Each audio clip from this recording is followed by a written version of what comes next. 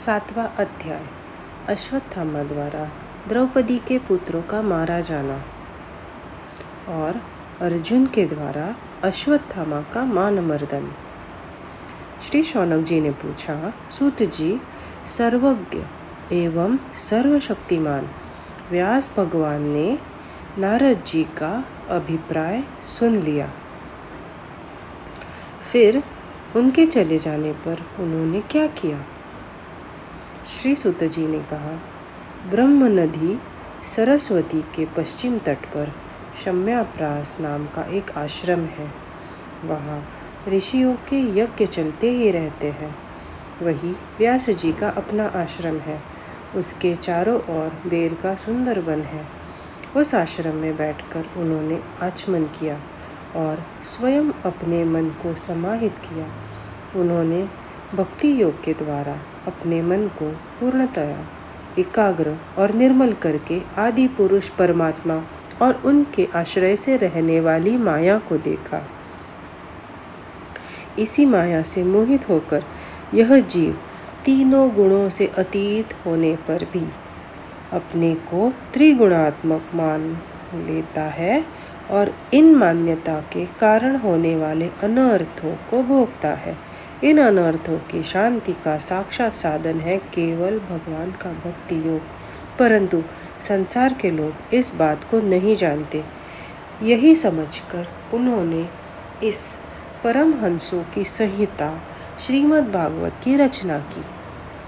इसके श्रवण मात्र से पुरुषोत्तम भगवान श्री कृष्ण के प्रति परम प्रेममयी भक्ति हो जाती है, जिससे जीव के शोक, मोह और भय नष्ट हो जाते हैं। उन्होंने इस भागवत संहिता का निर्माण और पुनरावृत्ति करके इसे अपने निवृत्तिपरायण पुत्र श्री शुकदेव जी को पढ़ाया। श्री शौनक जी ने पूछा, श्री शुकदेव जी तो अत्यंत निवृत्तिपरायण है। उन्हें किसी भी वस्तु की अपेक्षा नहीं है। वे सदा आत्मा में ही रमण करते हैं। फिर उन्होंने किस लिए इस विशाल ग्रंथ का अध्ययन किया? श्री सूत जी ने कहा, जो लोग ज्ञानी हैं, जिनकी अविद्या की गांठ खुल गई है और जो सदा आत्मा में ही रमण करने वाले हैं, वे भी भगवान की हेतु रहित भक्ति किया करते हैं, क्योंकि भगवान के गुण ही ऐसे मधुर हैं जो सबको अपनी ओर खींच लेते हैं। फिर श्री शुकदेव जी तो भगवान के भक्तों के अत्यंत प्रिय और स्वयं भगवान वेद व्यास के पुत्र हैं। भगवान के गुणों ने उनके हृदय को अपनी ओर खींच लिया और उन्होंने उससे विवश होकर ही इस विशाल ग्रंथ का अध्ययन किया। शौनक जी, अब मैं राजर्षि परीक्षित के जन्म, कर्म और मोक्ष की तथा पांडवों के स्वर्गारोहण की कथा कहता हूँ, क्योंकि इन्हीं से भगवान श्री कृष्ण की अनेकों कथाओं का उदय होता है।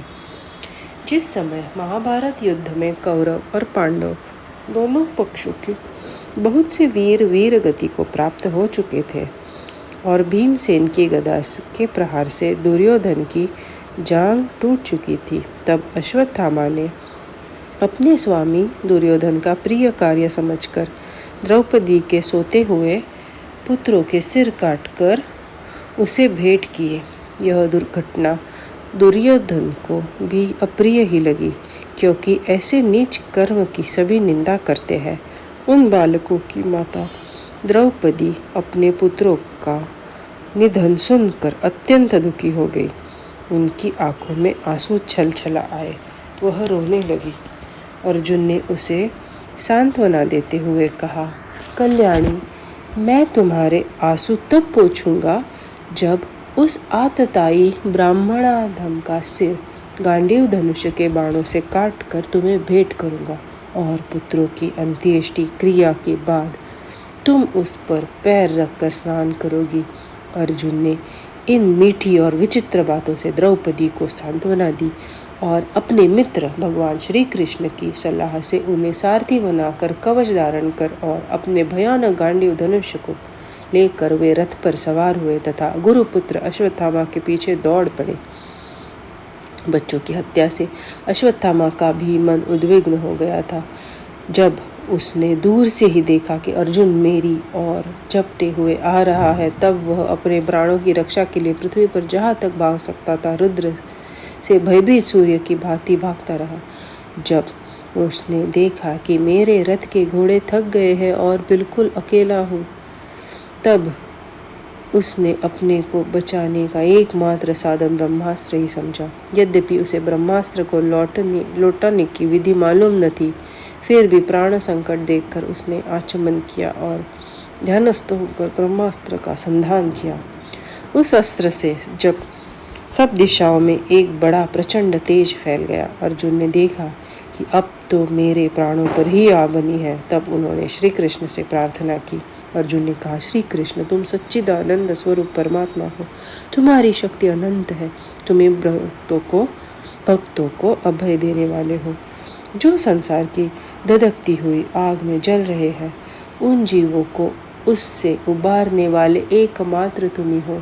तुम प्रकृति से परे रहने वाले आदि पुरुष साक्षात परमेश्वर हो। अपनी चित्त शक्ति स्वरूप शक्ति से बहिरंग एवं त्रिगुणमयी माया को दूर भगाकर अपने अद्वितीय स्वरूप में स्थित हो। वही तुम अपने प्रभाव से माया मोहित जीवों के लिए धर्मादि रूप कल्याण का विधान करते हो। तुम्हारा यह अवतार पृथ्वी का भार हरण करने के लिए और तुम्हारे अनन्य प्रेमी भक्तजनों के निरंतर स्मरण ध्यान करने के लिए है। स्वयं प्रकाश स्वरूप श्री कृष्ण, यह भयंकर तेज सब ओर से मेरी ओर आ रहा है। यह क्या है, कहाँ से क्यों आ रहा है, इसका मुझे बिल्कुल पता नहीं है। भगवान ने कहा, अर्जुन, यह अश्वत्थामा का चलाया हुआ ब्रह्मास्त्र है। यह बात समझ लो कि प्राण संकट उपस्थित होने से उसने इसका प्रयोग तो कर लिया है, परंतु वह इस अस्त्र को लौटाना नहीं जानता। किसी भी दूसरे अस्त्र में इसको दबा देने की शक्ति नहीं है। तुम शस्त्रास्त्र विद्या को भली भांति जानते ही हो। ब्रह्मास्त्र के तेज से ही इस ब्रह्मास्त्र की प्रचंड आग को बुझा दो। सूत जी कहते हैं, अर्जुन विपक्षी वीरों को मारने में बड़े प्रवीण थे। भगवान की बात सुनकर उन्होंने आचमन किया और भगवान की परिक्रमा करके ब्रह्मास्त्र के निवारण के लिए ब्रह्मास्त्र का ही संधान किया।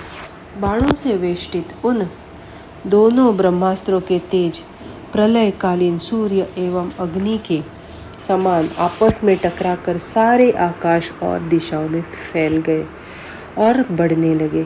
तीनों लोगों को जलाने वाली उन दोनों अस्त्रों की बड़ी हुई लपटों से प्रजा जलने लगी और उसे देखकर सबने यही समझा कि यह प्रलय काल की संवर्तक अग्नि है।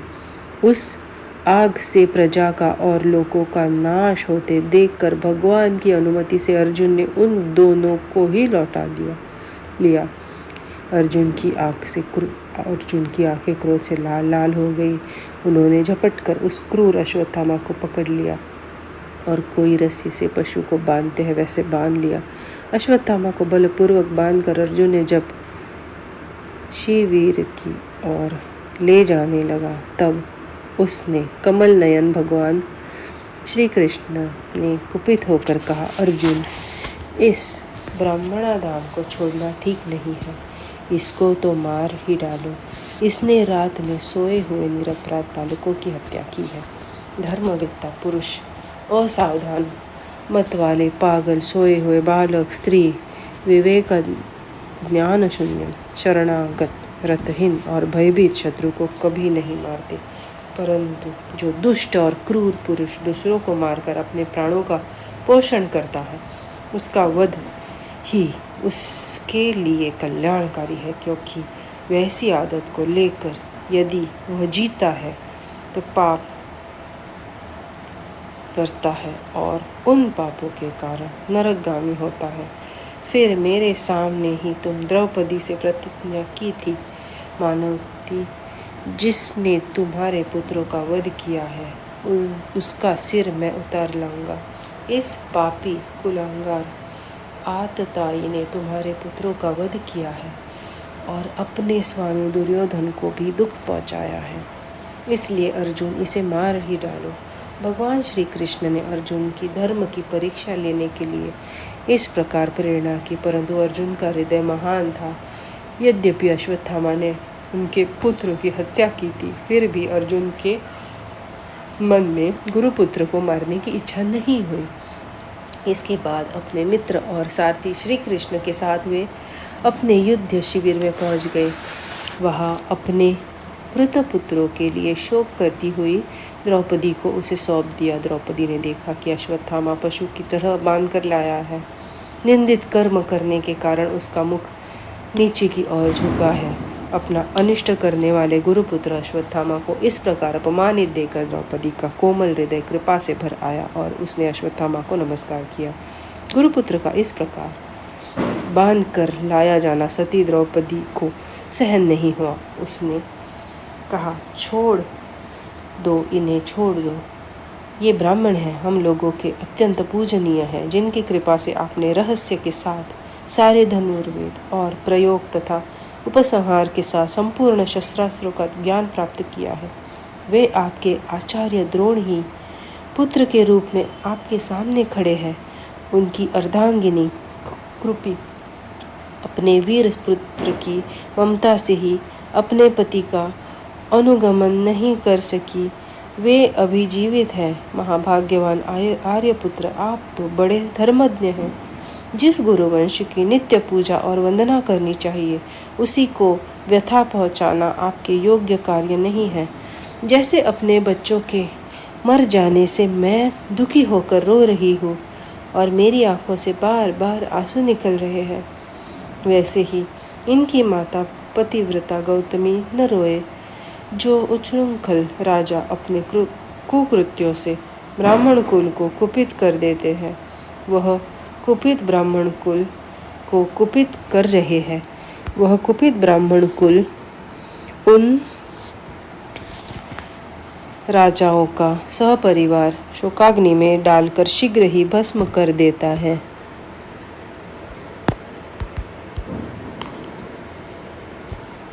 सूत जी ने कहा, शौनकादि ऋषियों, द्रौपदी की बात धर्म और न्याय के अनुकूल थी। उसमें कपट नहीं था, करुणा और समता थी। अतएव राजा युधिष्ठिर ने रानी के इन हित भरे श्रेष्ठ वचनों का अभिनंदन किया। साथ ही नकुल, सहदेव, सात्यकी, अर्जुन, स्वयं भगवान श्री कृष्ण और वहाँ पर उपस्थित सभी नर नारियों ने द्रौपदी की बात का समर्थन किया।